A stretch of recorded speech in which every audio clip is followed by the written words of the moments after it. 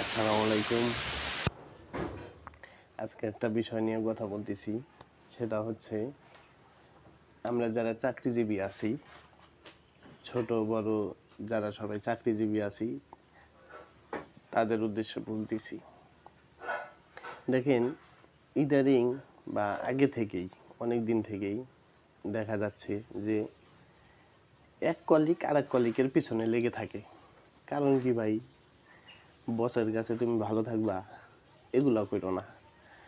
এই পিন মারামারি এটা বইল না, বসের কাছে যা শুধু আর নামে কমপ্লেন করো শুধু শুধু, হ্যাঁ, আবার মিথ্যা অভিযোগ করো, মানে তুমি ভালো থাকবা, কিন্তু উপর আল্লাহ পাক আছে, তুমি যার রিজিক নষ্ট করবা আল্লাহ পাক তোমার রিজিক নষ্ট করবে।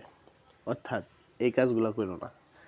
আমি লেট করে যাইতেছি অফিসে, বসের সাথে দেখা হইতেছে, বসের বইলা চলে আসছি চেম্বারে, তো আবার আর এক কলিগ যায় বলতেছে স্যার বাবলু কিন্তু লেট করে চলে আসছে।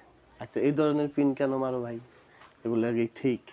বসের কাছে তুমি ভালো থাকবা, এগুলো থেকে দূরে থাকেন, আপনিও ভালো থাকবেন, সবাই ভালো থাকবে। একজন আরেকজনের পিছনে কেন পড়ে থাকেন? এত সময় পান কোথায় আপনারা? আমরা তো এই সময়গুলো পাই না, আর আমাদের দরকারও নাই। ছোট বড় যারা চাকরি করি ভাই, সবাই আমরা নিজের মতো করে থাকবো। কোম্পানি আপনার আমার সবার, ঠিক আছে? তো সবাই ভালো থাকবেন। আসসালামু আলাইকুম।